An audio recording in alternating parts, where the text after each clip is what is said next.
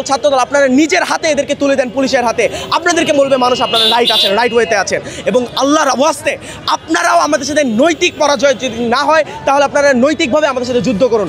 দয়া করে আপনার রাজপথে আমরা যুদ্ধ করার মানুষ নই, আমরা কলমের যুদ্ধ করি, বিদ্যার যুদ্ধ করি, আমরা শিক্ষার্থী বান্ধব কাজ করে আমরা যুদ্ধ করি।